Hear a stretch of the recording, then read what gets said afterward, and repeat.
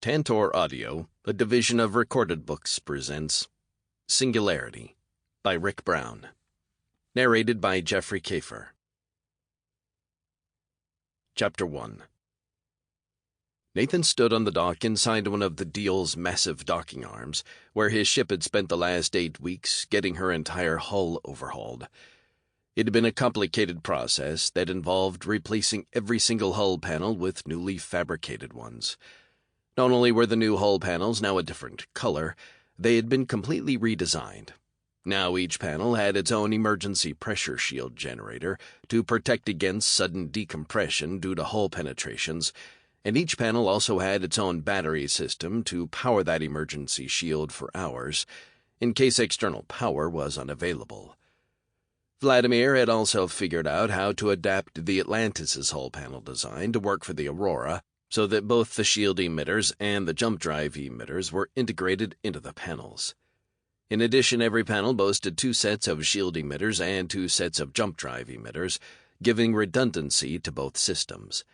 And with so many more emitters, more of them could be damaged and the ship would still be protected and able to jump. All of that aside, Nathan couldn't help admiring his ship's new color scheme. The off-white hull with the pale gray uppers and the blue and gold stripes that ran around her superstructure made the Aurora look more like a ship of peace than one of war. Nathan felt like the new color scheme really suited the Free Fleet's mission, and it just looked so good. "She does look nice," Cameron said as she joined Nathan at the rail. "You know, I thought everyone was crazy to insist on doing this now, but seeing her like this," he looked at Cameron, "it just feels right. You know what I mean?" "I think I do," Cameron agreed. "Did you talk to Kit yet?"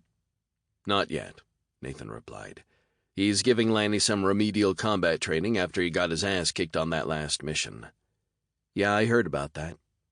"In Lanny's defense, even the Gadajak wouldn't have seen that one coming," Nathan insisted. "So what's he teaching him?" "According to Jess, how to fight your way out of a fight." "Interesting. I guess it's something that's not very high up on the Gadajak's regular training syllabus." "I wouldn't think so." "Did Eliza say when the next shipment of tech droids is due to arrive?" Nathan asked. 4 days, Cameron replied, "and I'm getting all of them." "Really?" "You bet. I'm so excited. We've hardly gotten anything done since we arrived. But with 1,000 droids at our disposal, we could have the Celestia ready for launch in 3 or 4 months, including our hull upgrade." "Well, it will be nice to have another ship out there," Nathan said. "We're starting to get a lot more calls." "Aren't the Rangers handling most of them?" Cameron wondered. "Yeah, but it's been hard on them during our hull upgrade. It took nearly all of them to evac Carradine." "I heard about that one," Cameron admitted. "How do they not know about the planet's unstable geology?" "Most of the colonies out on the frontier never had much more than a surface habitability survey," Nathan explained. "Besides, they had no real way of knowing there was still that much volcanic pressure deep inside their core. You'd think all those hot springs and a lack of any real kind of winter might have been a clue." "Wait until you get out there," Nathan told her. "There's so much we don't know about the galaxy, let alone the universe. It's like every weird thing you can think of is possible. Did you know there's a man-eating planet on Kesron 4? "Oh, come on. Really? And it doesn't even look threatening. It just looks like a patch of flowering vines. But if you step into it, those vines will wrap around your legs and up your body, pulling you down. And then all those pretty flowers start sucking on your skin, drawing the fluid out of your body, turning you into a raisin." "Now you're exaggerating," Cameron accused. "Not by much," Nathan insisted. He turned back to gaze at his ship again. "When are you taking her out?" Cameron asked. 2 days, Nathan replied. "Any destination in mind?" "We're going to spend the next few months jumping Tug and his team around to erect the first 12 distro hubs. In between hops, we'll be ferrying Chica around to line up more local trading partners. Now that we're cranking out heavy cargo shuttles, she wants to get at least 1 trader in each sector." "Aren't there hundreds of sectors?" Cameron asked. "At least. But Eliza says the sooner we can expand, the faster she can get our ships renovated and flying, and the sooner she can get Prosperity Station in service." Cameron shook her head in disbelief. I can't believe how much has changed since she first launched, she said, looking back at the Aurora. And it hasn't even been a year. 246 days, Nathan said. Who knows, Cameron said. Maybe I'll be able to launch the Celestia by our 1-year anniversary. Josh wandered through the shipping and receiving complex deep within the deal, which was being used by Chica's trade organization. It was located in the center of the platform, on the level that aligned with the lowest level of all 3 docking arms. Eventually, Josh found his way to the only active flight operations dock being used for trade. As he had hoped, the Akuna was still there, surrounded by half a dozen men busy loading cargo onto the ship. As he approached, Josh spotted a tall, lanky-looking man inspecting a thruster on the port side of the ship. It was a profile that only Josh's oldest friend could have. "Hey, Stretch!" It had been a while since Loki had heard his call sign used, so he didn't react. "Stretch!" Josh yelled again. This time Loki turned his head, spotting Josh approaching. "Well, if it isn't the infamous Ranger Hayes," Loki greeted, smiling. "What the hell?" Josh asked as he hugged his friend. "You doing your engineer's work?" "Just had a little trouble with his thruster on the way in and thought I'd take a look at it." "So you still do your own walk-arounds every flight?" "Old habits," Loki defended. "What are you doing here? Why aren't you out saving humanity?" "I finally got a day off," Josh replied. "Cameron told me you had arrived, so I figured I'd come check up on you." "They gave you a day off?" Loki joked. "Business must be falling off." "Actually, our call volume has been steadily increasing. Rangers are flying multiple missions a day now." "Then how did you get a day off?" "We got all 10 Rangers in service a couple of weeks ago. Now I usually only have to fly a mission every other day. Sometimes I even get 2 whole days off." "Josh Hayes going 2 days without flying?" "Who says I'm not flying?" Josh joked. "I'm just not flying missions." "Then where do you go?" "Wherever I want," Josh explained. "Cariana likes to go to the markets in Soriano. Tage likes to go anywhere. And now that all the Rangers are sporting the new Free Fleet color scheme, they want us to visit as many different worlds as possible, marketing and all that." "So you're still seeing Kari?" "Yeah, surprising, huh?" "Very. She's great," Josh insisted. "And Tage is a riot. I've been teaching him how to fly." "Then you and Kari are getting serious." "It's not like we're getting married or anything," Josh defended. Loki studied his friend for a moment. "Let me ask you this. How many nights a week do you sleep at her place?" "I don't know, 3 or 4, I guess." Loki smiled, turning back to his thruster inspection. "Uh-huh. And if you weren't away on missions those other nights?" "So what?" "Just be careful, Josh," Loki warned. "A kid makes it more complicated." "I love that little guy," Josh argued. "And I love Kari, too." "And would you love her as much if she didn't have Tage?" "I don't know," Josh admitted. "But that's not a fair question. Kari wouldn't be the same person without Tage. A child changes a woman." Loki looked at Josh, surprised. "Are you becoming more mature?" "Hell no," Josh replied. "Those are Kari's words."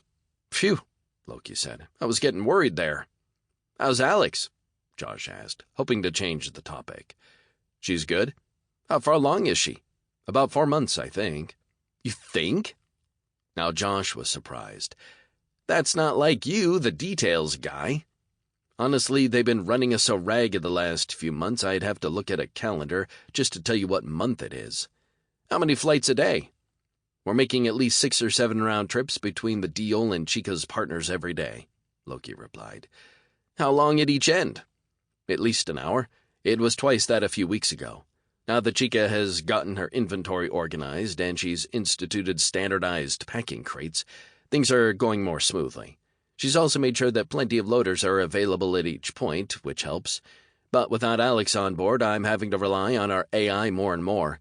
I'm not even doing my own flight planning." "That is definitely not like you," Josh agreed. "So, why isn't Alex flying?"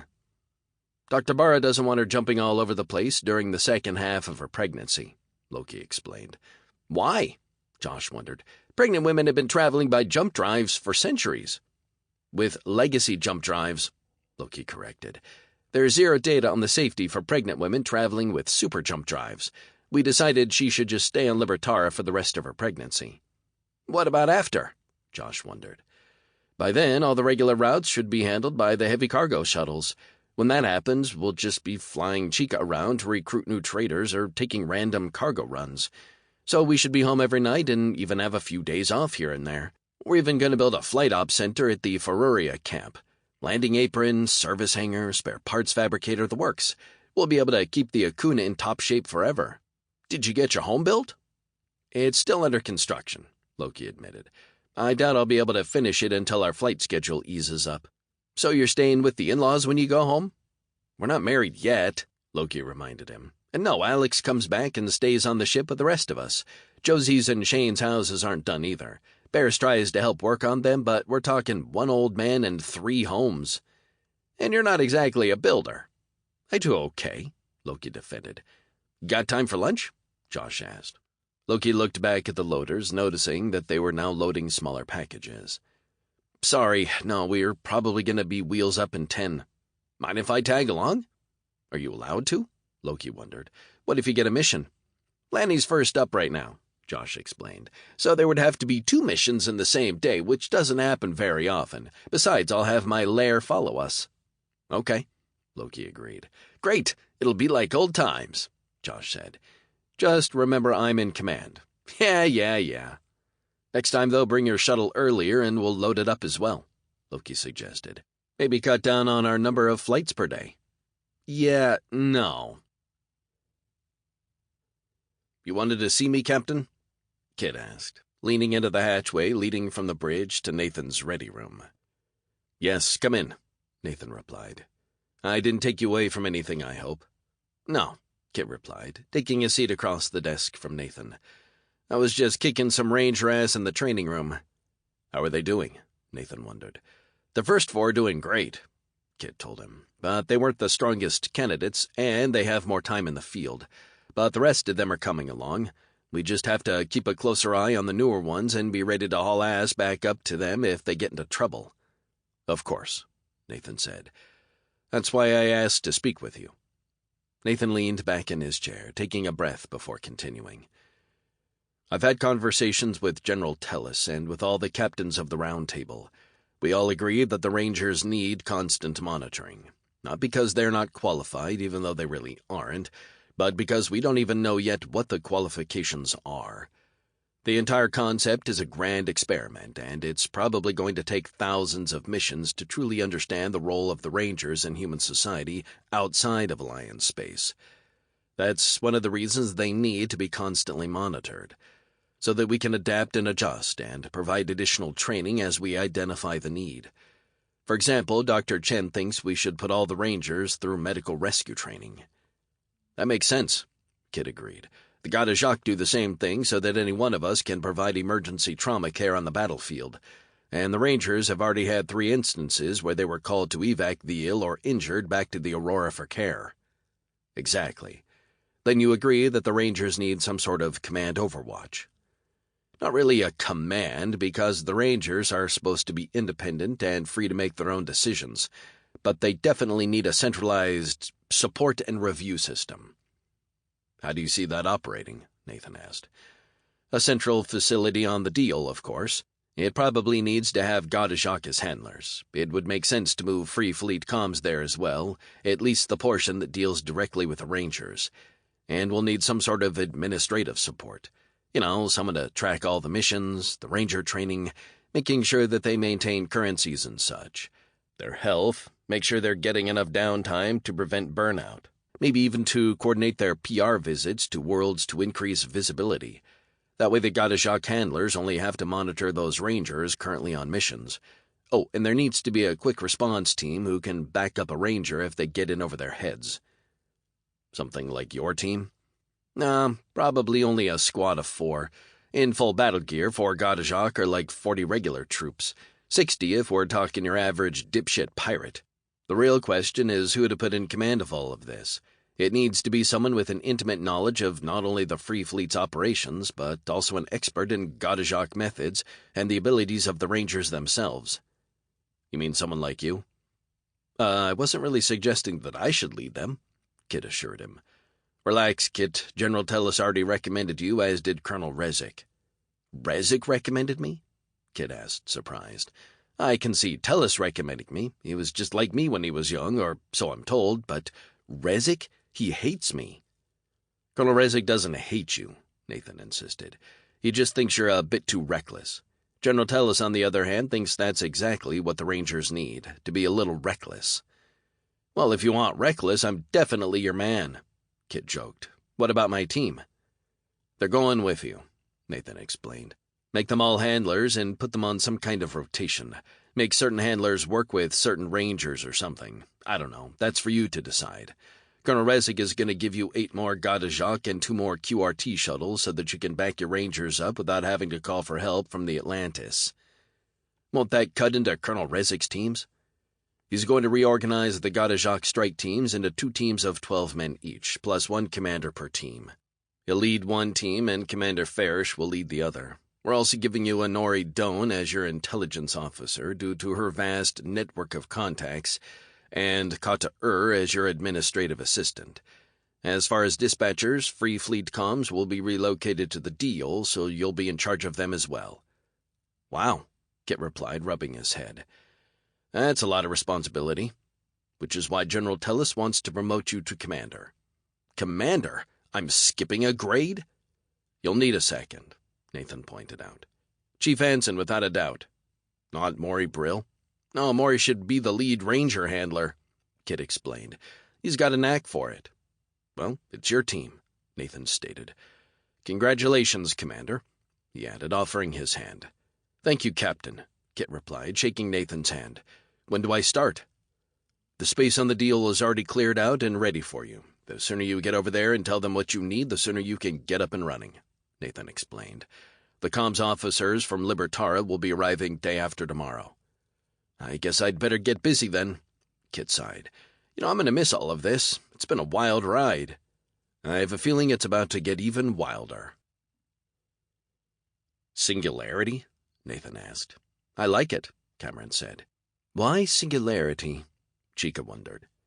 Deliza, who was sitting at the opposite end of the conference table, could tell by the expressions on the faces of the other attendees that an explanation was needed.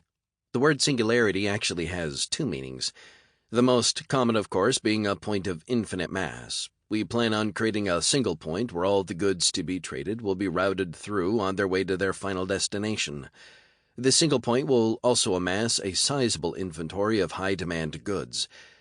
The other definition of singularity is a moment in time where a technology reaches a tipping point at which everything changes, both radically and rapidly. For example, the point at which AI became sentient was considered a singularity moment. The creation of a galactic trade network where any world can trade with any other world anywhere in the galaxy and complete their transaction in a day will radically change both the local economies and the galactic economy. Eventually, it will even affect the economy of the Alliance as their manufacturers begin to sell goods to non-Alliance worlds. This will lead to a rapid expansion of even the most remote colonies. As the quality of life and availability of goods and conveniences grow, more people will move out of the Alliance and to the frontier worlds of their choice. "Maybe we should start passenger service as well," Jessica joked. "We plan to," Deliza stated, "as a separate company and not right away, of course, but eventually." I was kidding. The more markets we can dominate before we share our super jump drive technology, the better. "This is starting to sound a lot like the Alliance," Aiden stated. "Not really," Deliza defended. "The Alliance lied to all of humanity in order to maintain control over interstellar transportation with their gate network and continue to draw incredible revenues from that network. We're not lying about anything. We're just not sharing our technological edge until we're financially stable and ready. In fact, I'd recommend that we also create a company that builds, installs, and services super jump drives. That way, when we do share the technology, everyone will be coming to us to retrofit their ships with our drives." "Do you know how many jump drives we'd have to build?" Cameron asked. "We would only build them in the beginning," Deliza explained. "Eventually, we'll begin licensing other companies to build them. We did the same thing with the Ronnie shuttle. We actually only built the first 300 of them. After that, we licensed it out. You get the revenue stream without the cost and headaches of fabrication and sales." "But we'll still be a trader, right?" Chica asked. "Definitely," Deliza assured Chica. Singularity will always be our primary business concern. We won't have a choice, to be honest. Once the entire galaxy is connected through trade, it will create a dependency. At that point, the galactic economy would collapse without us. Which is another reason for the Free Fleet, Nathan stated. Just like the United States guaranteed the safety of global shipping during the second half of the 20th century, the Free Fleet will guarantee the safety and reliability of shipping throughout the galaxy. Can you be any more of a history nerd? Jessica teased. Oh, I can, Nathan assured her. In order to make his Singularity work, we're going to need some department heads, Deliza continued. Chica, of course, will continue to be in charge of trade and establishing new partnerships and maintaining relations. Tug has volunteered to supervise the construction of shipping and receiving terminals on partner worlds. However, until the Navarro is back in service, we will need the Aurora to provide transportation and support. We can handle that, Nathan agreed. Cameron and I have been developing logistics and company procedures in order to create an efficient tracking and prediction system. Laws has been kind enough to help us get a separate AI up and running to help with this task. I'm surprised she has the time, Nathan commented. She doesn't really, Deliza admitted. Luckily, she doesn't sleep much. Why am I here? Loki asked, raising his hand. Despite their automation, all our cargo shuttles will have a crew of 2, a pilot and a loader. You'll develop a training program for them as well as an operational manual. Where am I going to do this? Loki wondered. Here on the deal? Of course, Deliza told him. Sen will start taking some of the Akuna's route flights, assuming you trust him. I trust Sen, but it's not my ship, Loki told her. I've already spoken to Barris, and he doesn't have any problem with Sen taking some of the flights, especially since it will get you home with Alex more frequently. It will? We are already providing regular shuttle services between Libertar and the deal for a large portion of our staff.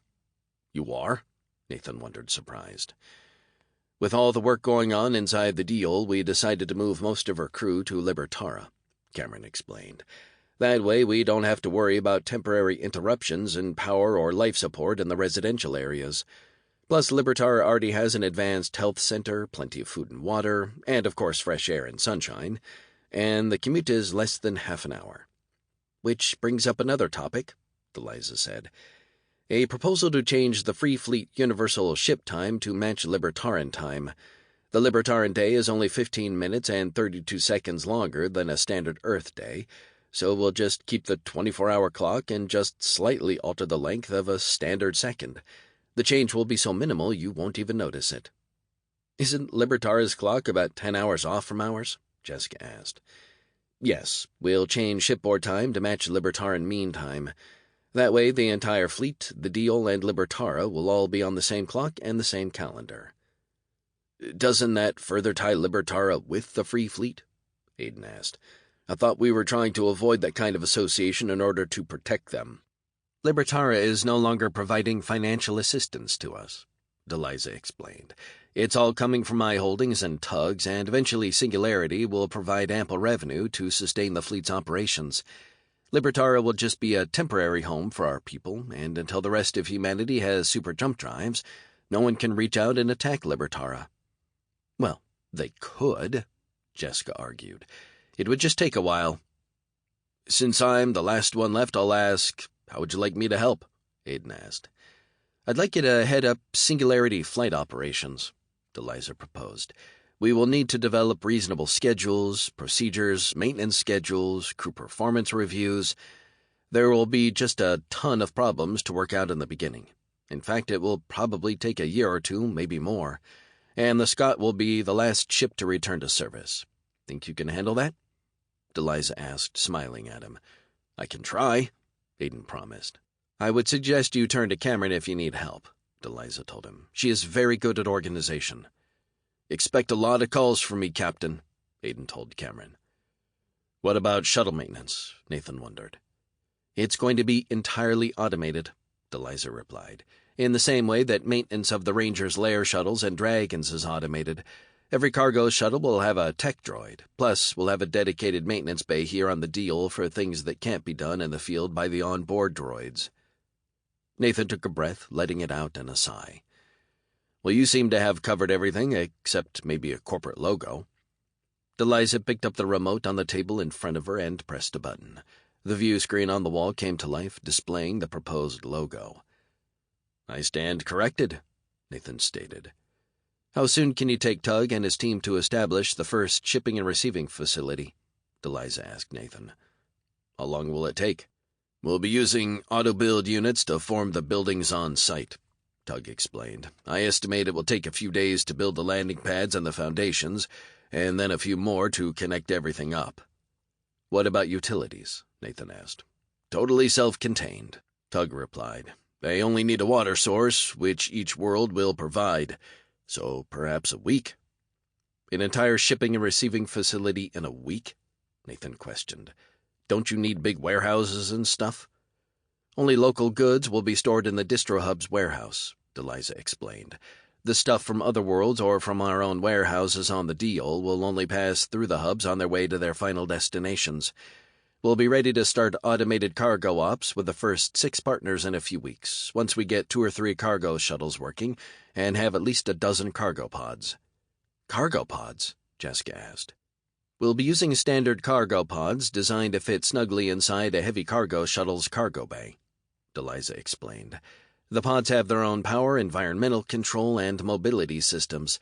They'll roll on and off in minutes, enabling very short turnaround times. That's one of the key elements that will enable us to provide next-day shipping." "To the partners, right?" Nathan asked. "In the beginning, yes," Eliza agreed.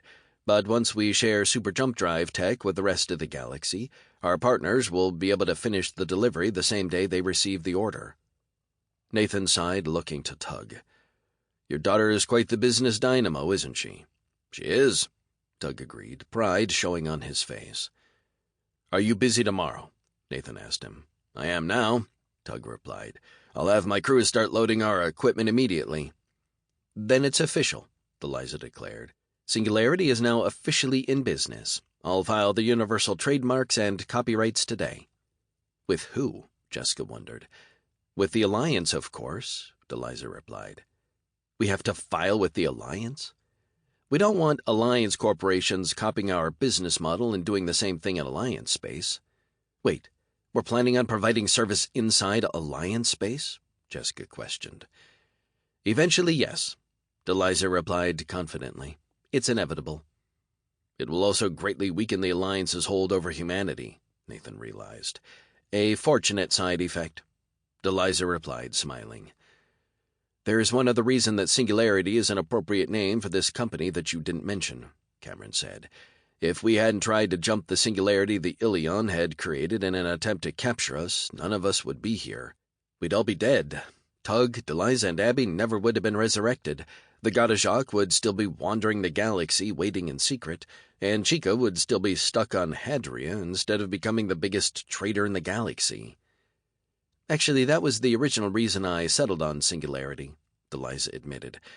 "I just wasn't sure how everyone would feel about being reminded of that fact. Tug, Abby, and I all got second lives, but the rest of you lost everything. Your entire lives, your futures, gone in the blink of an eye." "But now our future's brighter than we ever dreamed," Nathan said. "Thanks to you." "Thanks to all of us," Eliza corrected. "Someone cue the sappy music," Jessica moaned. The salesman studied the list on the datapad before him in disbelief. "Is this some kind of joke?" he asked, looking at the man sitting across his desk from him. "Did one of those assholes put you up to this? Dangle a big order in front of the boss and watch him drool? Is that the plan?" "I assure you this is not a joke," the customer replied. "This is a lot of merchandise," the salesman said. "Fabricators, mining and refining systems, quick erect buildings of all types, power generation, sewage treatment, water purification, comms gear, survey salts, vehicles, even a fucking jump shuttle. The only thing you're missing is food, water, and a damned space freighter to haul all this crap." "Flip the page," the customer instructed. The salesman swiped the datapad upward, his eyes widening. "Is this a colonization mission or something?" "Something like that," the customer replied. "The lease on the freighter alone is going to run you a few million credits." "I wasn't planning on leasing it," the customer corrected.